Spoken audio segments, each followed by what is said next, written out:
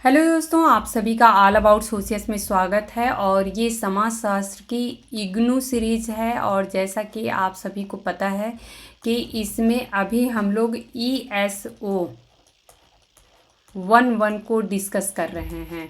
तो ESO 1-1 की में अभी हम लोग जो उसकी पहली बुक है, जैसा कि आप सभी को पता है कि इसमें 8 किताबें होती हैं। इसमें पहली जो बुक है वो है समाजशास्त्र को समझना। इसके अंतर्गत हम लोग इसका पहला चैप्टर जो है समाजशास्त्र की प्रकृति और उसका क्षेत्र डिस्कस कर रहे हैं, जिसमें ऑलरेडी हम लोग 2 लेक्चर जो है वो डिस्कस कर चुके हैं। आज के जो लेक्चर में है हम लोग समाजशास्त्र के जो संस्थापक हैं इनका एक ब्रीफ इंट्रोडक्शन डिस्कस करने वाले हैं। तो समाजशास्त्र के संस्थापक सदस्य जो हैं,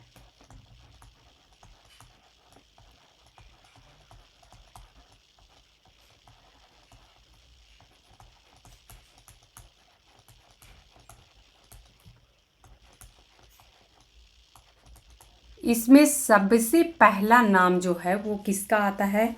आप सभी को पता है कि जो समाजशास्त्र के पिता हैं, तो पहला नाम हम लोग देखेंगे आगस्ट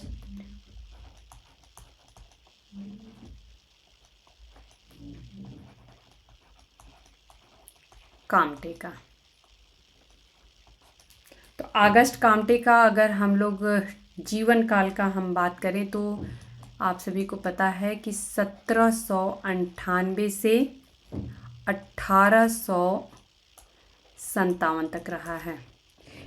यहाँ पे सबसे इंटरेस्टिंग बात मैं ये बता दूँ कि अगर आप लोगों को याद करना है, किस तरीके से याद करने का तरीका है, तो इतना पता है कि समाजशास्त्र के जो संस्थापक या ये कहें पिता जो हैं अगस्त काम्टे जो हैं, तो सबसे पहले अगर हम बात करें समाजशास्त्र की उत्पत्ति की ही, तो ये 1838 होता है। तो सबसे पहले आप लोग ये याद करिए कि समाजशास्त्र की उत्पत्ति जो है वो, या समाजशास्त्र का जन्म जो है वो 1838 में होता है। इसके पहले ही होगा, तो इसके पहले में आपका आता है 1700, और जो 1800 कंप्लीट होता है उससे 2 साल कम कर दीजिए, 1798 हो जाता है। यानी कि 2 साल पहले 18वीं क्या है, इसको हम 19वीं शताब्दी बोलेंगे। 18वीं शताब्दी तो ये रही। तो 19वीं शताब्दी कंप्लीट होने के 2 साल कम थे, उसी समय अगस्त काम्टे का जन्म होता है। और इसी में अगर हम याद करें फ्रांसीसी क्रांति को, तो जस्ट जो नंबर है उसको पलट दीजिएगा आप लोग, ये हो जाएगा 1789। तो ये आप लोगों को याद करने का तरीका मैं बताती हूँ। 1857, तो 1957 में आपका पता है कि भारत में जो क्रांति हुई थी, तो 1857 की क्रांति आप लोगों को याद है, उससे ये आप लोग को रिलेट करके समझ सकते हैं। यहाँ पे आप लोग 1857 अगस्त काम्टे का टाइमलाइन कंप्लीट होता है।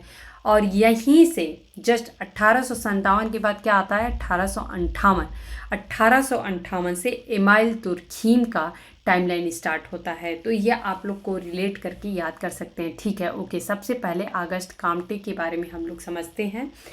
तो ये हम जानते हैं कि समाजशास्त्र के संस्थापक जो हैं वो अगस्त काम्टे हैं।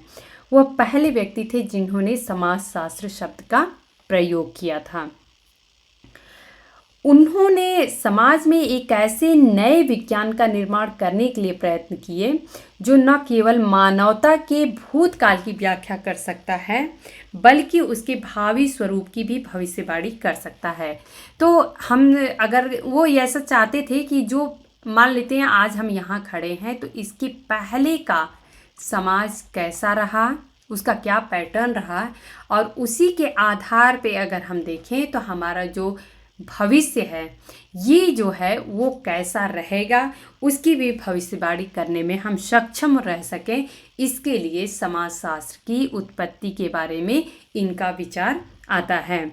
उनका विचार था कि समाज जो है वो निश्चित और नियत अवस्थाओं से गुजरता है। तो काम्टे का ऐसा विश्वास था कि जो समाज होता है वो एक निश्चित और नियत तरीके से आगे को बढ़ता रहता है या गुजरता रहता है। और इस तरीके से ये कंटिन्यूअस या सतत रूप से पूर्णता की ओर, अपने पूर्णता की ओर बढ़ता रहता है। तो उन्होंने जो 3 अवस्थाओं की बात की है कि किन 3 अवस्थाओं से गुजरता है, तो सबसे पहले जो है वो है धर्मशास्त्रीय, या फिर इसे हम धार्मिक भी कहते हैं। तो ये ऑलरेडी आप लोगों को पता है, धर्मशास्त्री या फिर धार्मिक अवस्था से ये गुजरता है। दूसरा इन्होंने कहा है कि तत्वमीमांसीय।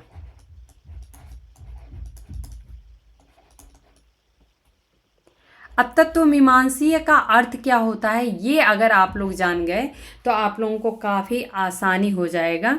तो तत्व मीन्स आप सभी को पता है जो भी तत्व होते हैं, और मीमांसीय मीन्स होता है जानने की इच्छा या जिज्ञासा।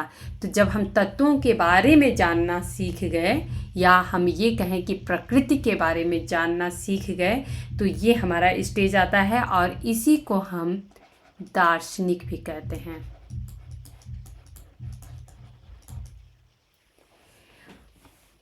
तीसरा स्थिति जो इन्होंने कहा कि ये तीसरी अवस्था है, वो है, ये इसीलिए अलग अलग तरीके से पूछ दिया जाता है, तो ये आप लोगों को पता होना चाहिए। इसको हम निश्चयात्मक भी कह सकते हैं, या फिर हम वैज्ञानिक अवस्था भी बोल सकते हैं।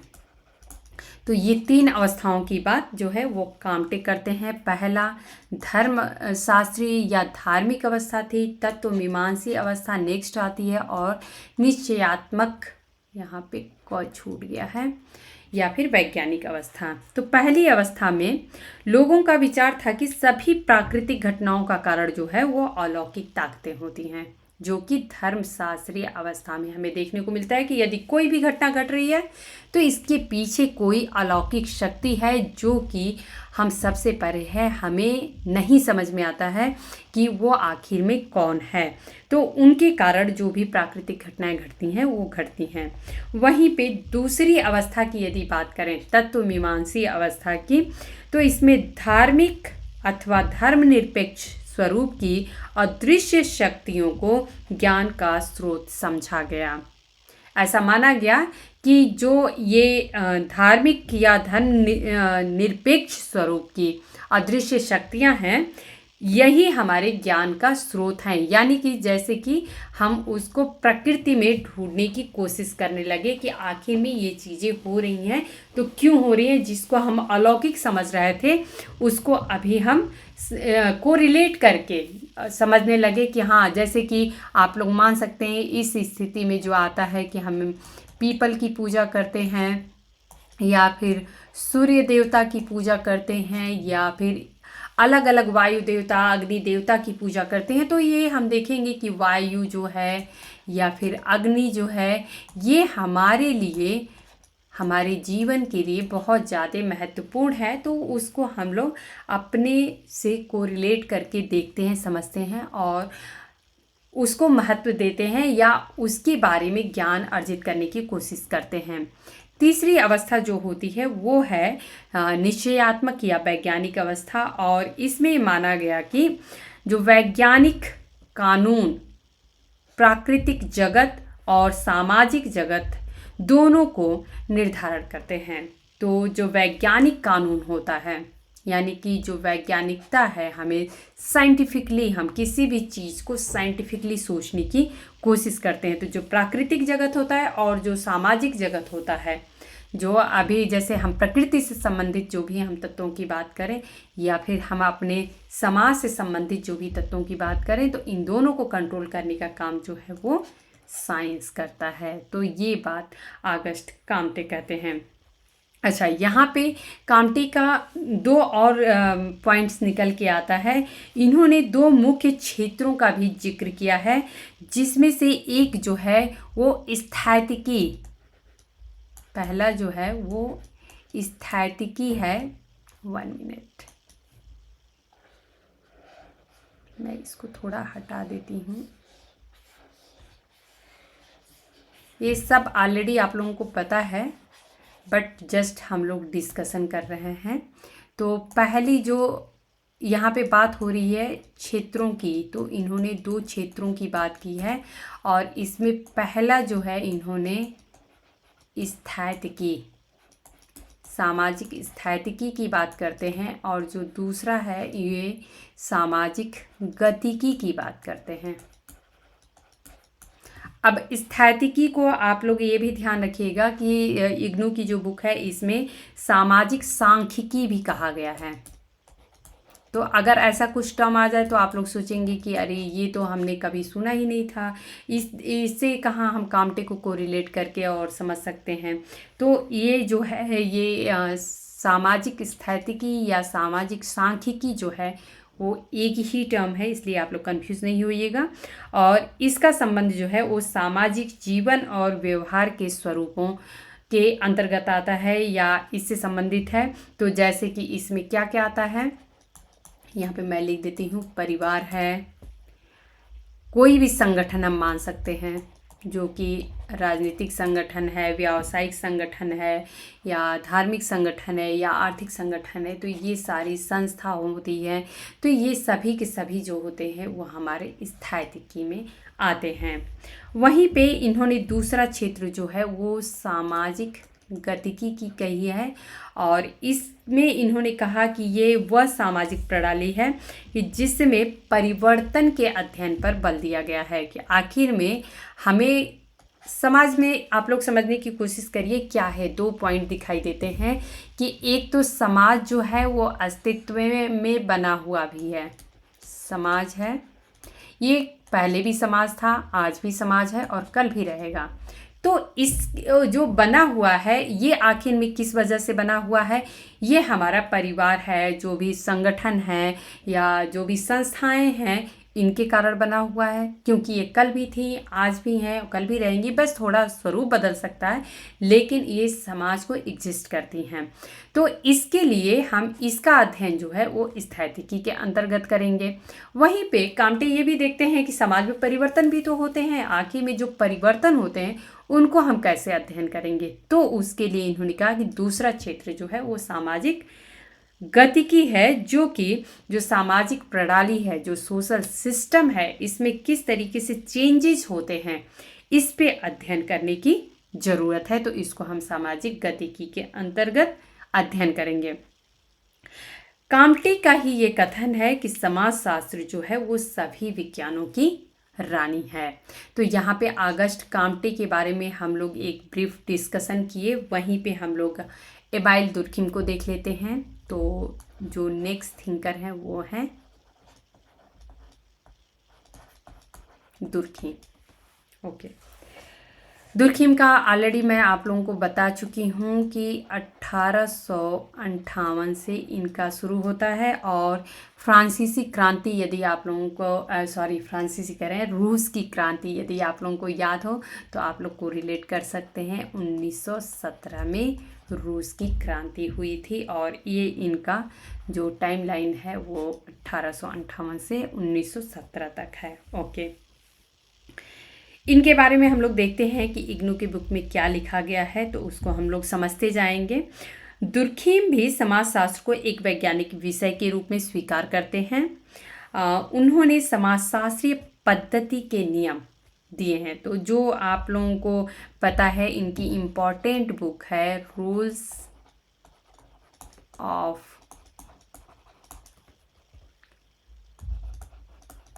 सोशियोलॉजिकल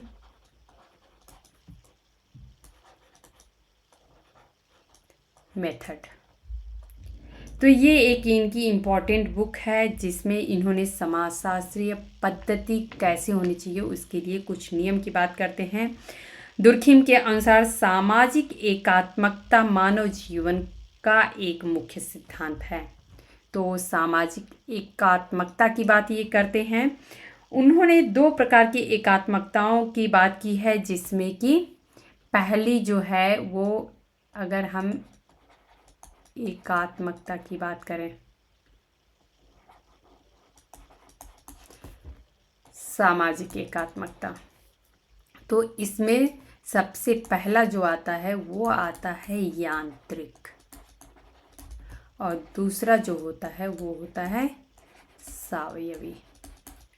तो ये आप लोग ध्यान रखिएगा, जो यांत्रिक एकात्मकता है वो परंपरागत समाजों में जो समान धारणाएं होती हैं या समान विश्वास होते हैं, समान भावनाएं होती हैं, एक जैसी सबकी होती हैं, तो इसीलिए इसे यांत्रिक कहा गया है, यानी कि वो दृढ़ होती हैं, पूरे समाज को एक सूत्र में बांधे हुए रहती हैं। और ये जो है हमें परंपरागत समाज में ही देखने को मिलता है। तो ये हो गई।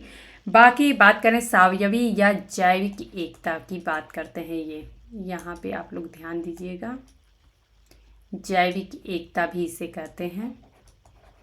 टर्म को ज़रूर आप लोग ध्यान रखिएगा। तो जैविक एकता की बात जो है, तो इसमें जैविक एकात्मकता जो है, इसमें क्या कहा जाता है, इन्होंने कहा कि औद्योगिक समाज में श्रम विभाजन और उनके परस्पर संबंधित हितों पे आधारित होते हैं। ये हम सभी को पता है। जब एकात्मकता भंग हो जाएगी तो सामाजिक विघटन और अव्यवस्था फैल जाएंगे। तो इन्होंने क्या कहा, सामाजिक या जैविक का मतलब सब एक दूसरे पे निर्भर होते हैं किसी न किसी तरीके से। और ये क्या होता है, अगर थोड़ा भी इसमें चेंजेज आता है तो फिर जो वो स्ट्रक्चर है या सामाजिक विघटन का रूप ले लेता है।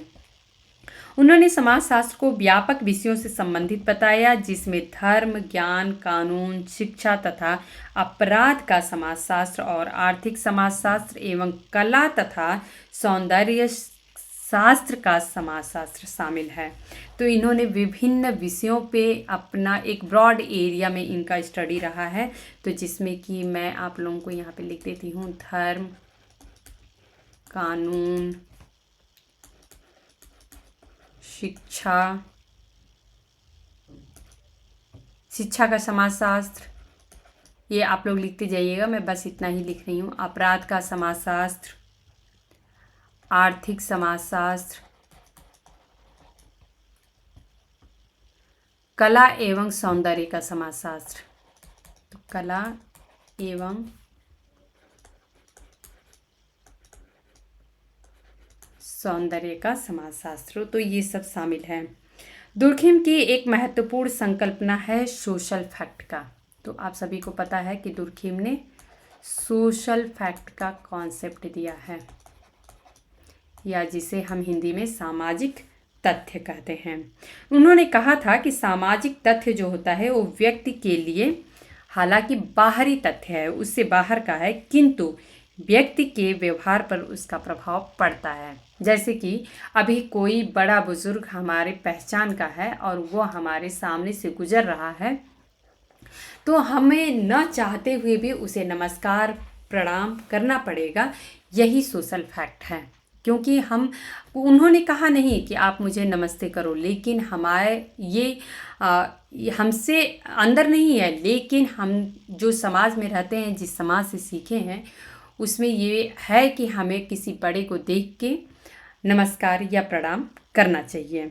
तो ये जो सोशल फैक्ट होते हैं वो हमसे बाहर होते हुए भी हम पर दबाव डालते हैं या प्रभाव डालते हैं। रीति रिवाज, परंपराएं, लोक रीतियाँ और लोकाचार जो हैं ये सामाजिक तथ्य के उदाहरण हैं। तो इसमें रीति रिवाज, परंपराएं, जो लोक रीतियाँ होती हैं या लोकाचार होते हैं, जैसे कि अभी मैंने कहा कि किसी बड़े बुजुर्ग को देख के और हमें प्रणाम करना चाहिए, तो ये सारे इसी के अंतर्गत आते हैं। तो ये जो होते हैं एक हमसे बाहर के फैक्ट हैं, लेकिन हमें प्रभावित करते हैं। उनका विचार था कि समाजशास्त्र को समाज सुधार के कार्य से संबंधित होना चाहिए।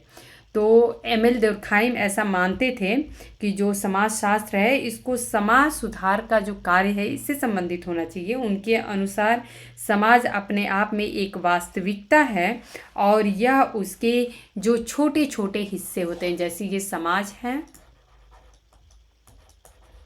और इसमें आर्थिक, राजनीतिक, धार्मिक, शैक्षणिक, ये अलग अलग जो हमारी अगर संस्थाएं दिखें इन सब से कहीं आगे बढ़ के और समाज होता है। तो वही इन्होंने कहा है कि इसके जो अलग अलग हिस्से होते हैं उससे कहीं बढ़ के समाज अपने आप में पूर्ण होता है।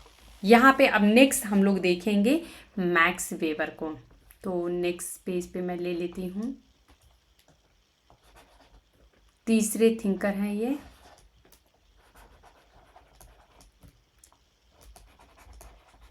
मैक्स वेबर, इनका जो जीवन काल है वो आप लोग पता होगा, मैं यहाँ पे लिख देती हूँ 1864 से 1920 तक। ओके, मैक्स वेबर के बारे में हम लोग देखते हैं कि क्या बुक में लिखा गया है। तो मैक्स वेबर ने सामाजिक संबंधों की अपेक्षा, सामाजिक संबंध जो होते हैं, सोशल रिलेशंस होते हैं, इसकी अपेक्षा सामाजिक कार्रवाई की धारणा पर बल दिया है। तो जो सोशल एक्शन का की कॉन्सेप्ट ही है सामाजिक क्रिया, या इसी को सामाजिक कार्रवाई कहा गया है यहाँ पे। तो सोशल एक्शन या फिर इसी को हम क्या कहते हैं, सामाजिक क्रिया। तो जब भी सामाजिक क्रिया की बात आती है मैक्स वेबर फर्स्ट नंबर पे आते हैं। तो इस पे इन्होंने ज़्यादा बल दिया है। उनके अनुसार मनुष्य अपने व्यावहारिक स्वरूप को जो अर्थ देता है उसे समझना ही सामाजिक कार्यवाही का व्यापक अध्ययन है। यानी कि जैसे कि हमने कभी किसी से कोई बात कही, तो जो बात मैं कह रही हूँ सामने वाले को, वो सेम टू सेम वही बात उसी रूप में ले रहा है कि नहीं, यही जो है वो सामाजिक कार्यवाही या फिर सामाजिक क्रिया या फिर सोशल एक्शन का अध्ययन करना है। तो अभी जैसे कि मान लीजिए कि मैं आप लोगों को ये लेक्चर समझा रही हूँ और आप लोगों को जो मैं समझाना चाह रही हूँ वो आप लोग डिट्टो सेम टू सेम वैसे ही समझ पा रहे हैं कि नहीं, यही हमारा सोशल एक्शन या सामाजिक क्रिया होती है। सामाजिक व्यवहार जो होते हैं वो प्रतिमानों अर्थात जो नाम्स होते हैं, इनका केवल यांत्रिक ज्ञान ही नहीं बल्कि वह यह है कि लोगों ने सामाजिक मूल्यों की व्याख्या कैसे की है। तो अलग अलग जगह पे प्रत्येक जो अलग अलग समाज होता है उसमें सामाजिक मूल्यों की जो सोशल वैल्यूज होती हैं उसकी व्याख्या कैसे अलग अलग सोसाइटी में की गई रहती है, इस पे निर्भर करता है कि हमारे सामाजिक व्यवहार जो होते हैं वो कैसे होते हैं। समाजशास्त्र सभी प्रकार की जो सामाजिक क्रिया होता है इसका अध्ययन निरपेक्ष रूप से कर सकता है, ऐसा मैक्स वेबर कहते हैं। वेबर समाज के अंगों की आपसी संबंधों को समझना और विभिन्न समाजों के तुलनात्मक अध्ययन पर बल देते हैं। उन्होंने विभिन्न समाजों में प्रचलित धर्म का अध्ययन किया था। तो आप सभी को पता है प्रोटेस्टेंट रिलीजन का उन्होंने अध्ययन किया था और किस प्रकार से उन्होंने जो कैथोलिक रिलीजन था उससे उन्होंने कंपेयर भी किया था। तो प्रोटेस्टेंट नीति शास्त्र और पूंजीवाद की भावना उनके जो ख्याति यानी प्रसिद्ध जो कार्य हैं उनमें से एक है। इन दोनों तरीकों से उन्होंने सामान्य वैधता की प्रस्थापनाओं को विकसित करने का प्रयास किया था। जैसे कि उदाहरण के लिए अगर हम देखें तो क्या आखिर में ये कहना चाह रहा है कि उन्होंने अथॉरिटी को 3 प्रकार में बांटा था। यहाँ पे आप लोगों को ये पता होना चाहिए कि हम लोग जस्ट ब्रीफ डिस्कशन कर रहे हैं कि ये ESO 1-1 में क्या दिया गया है। ओके, तो इन्होंने जैसे कि अथॉरिटी जो होती है या इसे हम क्या कहते हैं, प्राधिकार कहते हैं। तो ये 3 प्रकार के होते हैं। तो इसमें पहला जो होता है वो होता है चमत्कारी, जो कि किसी चमत्कार के कारण होता है, यानी कि जैसे कि ऐसा व्यक्तित्व होता है जिससे कि हर कोई प्रभावित हो जाए। जैसे कि हम गांधी की बात करें या नेल्सन मंडेला की बात करें तो ये चमत्कारी जो प्राधिकार होता है उसमें आता है। वहीं पे परंपरागत, तो यहाँ पे दूसरा जो है वो है परंपरागत, और तीसरा जो कि परंपराओं के द्वारा, जैसे कि राजा है, राजा का बेटा फिर से राजा होगा, इस तरीके से आता है। और तीसरा है विचारशील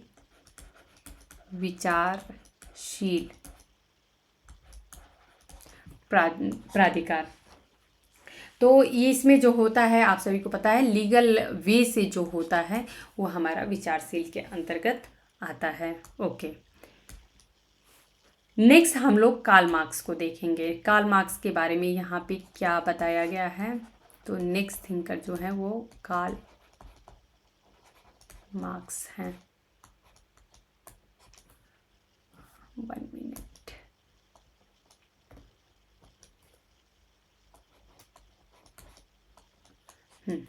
इनका टाइमलाइन आप लोग यहाँ पे देख सकते हैं, बहुत ही इजी है याद करना। 1818 और इससे 1883 तक, तो ये इनका जीवन काल रहा है। ओके, कार्ल मार्क्स सबसे ज़्यादा इंटरेस्टिंग थिंकर रहे हैं समाजशास्त्र में। किसी को भी हमें लगता है कार्ल मार्क्स को पढ़ना बहुत ही अच्छा लगता होगा।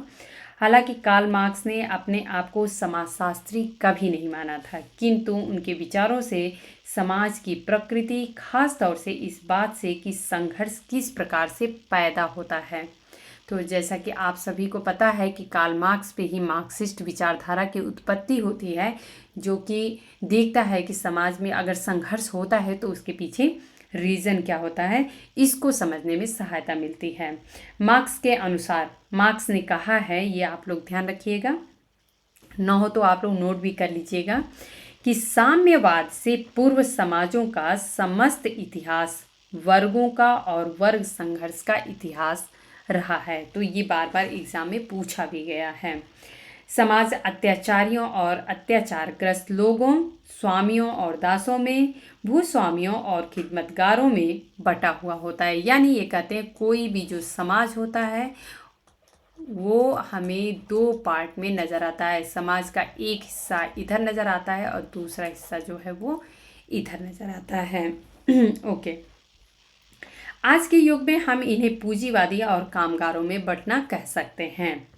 समाज के गठन का विश्लेषण करने के लिए उत्पादन, जिसमें उत्पादन में क्या आता है ये भी आप लोग ध्यान रखिएगा, मैं यहाँ पे लिखती हूँ।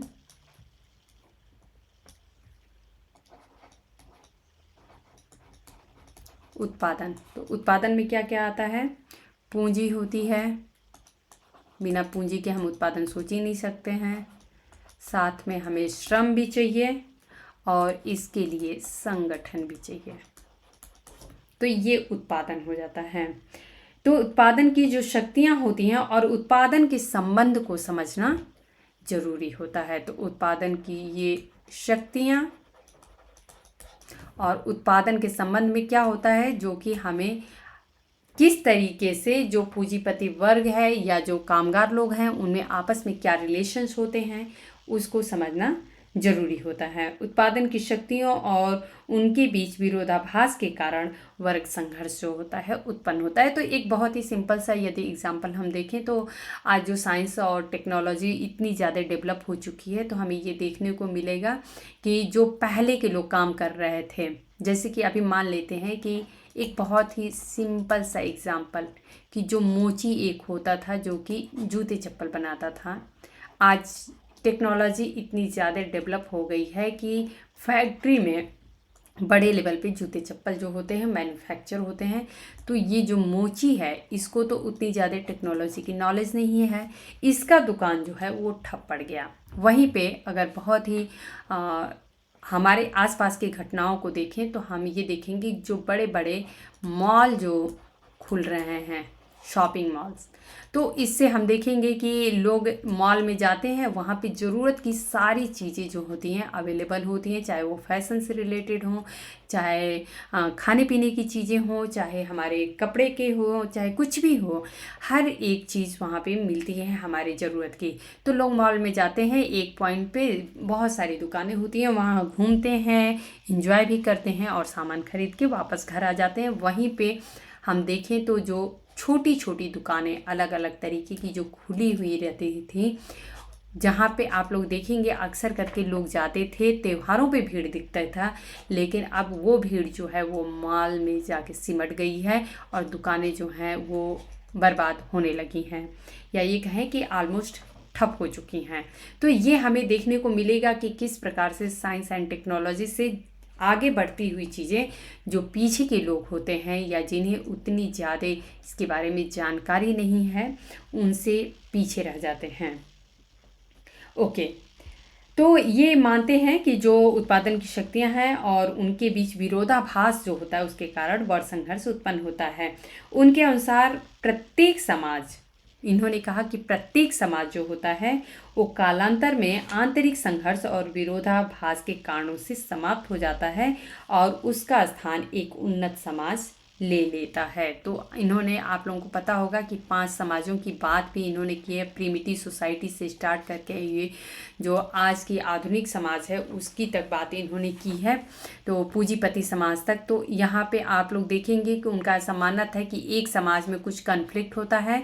मैं बेसिक एकदम समझा रही हूँ कि एक समाज में कुछ कन्फ्लिक्ट होता है, उसमें कुछ परिवर्तन होते हैं और फिर वो नए समाज का रूप ले लेता है। फिर इसमें कुछ नए परिवर्तन पाए जाएंगे, कन्फ्लिक्ट होगा और फिर उसके बाद से पहले कन्फ्लिक्ट होगा, क्योंकि हमें जब चीज़ें परिवर्तित होती जाएंगी तो कन्फ्लिक्ट होगा ही, और कन्फ्लिक्ट होगा तो फिर परिवर्तन भी होगा और फिर इस प्रकार से हम दूसरे समाज की ओर अग्रसर हो जाते हैं। इस तरह से आगे चलकर पूंजीवाद की समाप्ति होगी। इन्होंने माना था कि ऐसा करते करते हम आएंगे कि जो पूंजीवाद समाज है इसकी भी कभी तो अंत होगा ना, ये ऐसा मानते हैं कि ये एक चेन है चूंकि, तो ये इसका अंत होगा और एक बाद में वर्ग विहीन समाज,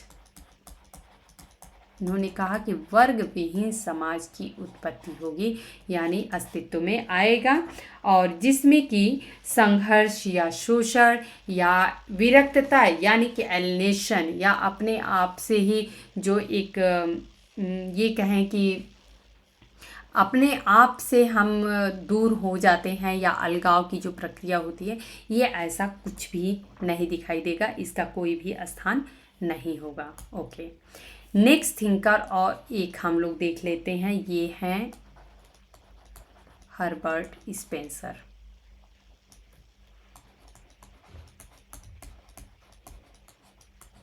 इनका हम लोग टाइमलाइन देखते हैं 1820 से 1903 तक। तो ये हर्बर्ट स्पेंसर के बारे में अभी हम लोग देखते हैं कि क्या दिया गया है इग्नू के बुक में। स्पेंसर ने भी समाज के समग्र दृष्टिकोण पर बल दिया है। उनके अनुसार समाज शास्त्र के अंतर्गत परिवार, राजनीति, धर्म और सामाजिक नियंत्रण, श्रम विभाजन तथा सामाजिक स्तरीकरण के क्षेत्र आते हैं। तो इन्होंने समाजशास्त्र के अंतर्गत क्या क्या लिया था यहाँ पे वो हम लोग डिस्कस कर लेंगे, जिसमें कि पहला है परिवार। ये आप लोग ध्यान रखिएगा क्योंकि ऐसे पूछ देता है कि हर्बर्ट स्पेंसर ने किन किन क्षेत्रों पे ज़्यादा बल दिया था। तो राजनीति हो गया, धर्म हो गया, सामाजिक नियंत्रण यानी कि सोशल कंट्रोल की बात ये करते हैं। तो ये है सामाजिक नियंत्रण। नेक्स्ट हम लोग देखेंगे श्रम विभाजन की बात ये करते हैं। ओके, नेक्स्ट जो है वो सामाजिक स्तरीकरण की बात करते हैं। तो ये सारे क्षेत्र हैं जिस पे हर्बर्ट स्पेंसर का रुझान रहा।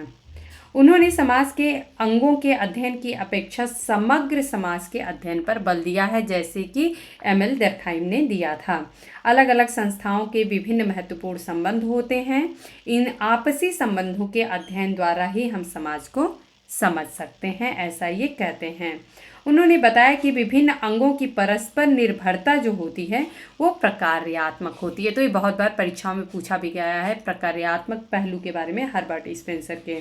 अर्थात प्रत्येक अंग जो होते हैं वो अलग अलग कार्य करते हैं जो समाज के साथ समय कल्याण के लिए आवश्यक होते हैं। बड़ी संख्या में समाजशास्त्री जो हैं वो प्रकार्यवादी हैं और जिसमें स्पेंसर के प्रकार्यात्मक अंतर्निर्भरता के विचार को समाज के अध्ययन के लिए आधारभूत मानते हैं। यानी बहुत से ऐसे थिंकर्स हैं जो हर्बर्ट स्पेंसर की जो विचार रहे हैं यहाँ आधार मानते हैं इस विचार को इनके, और इसके बेस पे ही वो अपने जो प्रकार्यात्मक कॉन्सेप्ट दिए हैं वो दिए गया है। ओके, तो यहाँ पे दोस्तों हम लोगों ने कुछ 5 थिंकर्स के बारे में हम लोगों ने डिस्कस किया।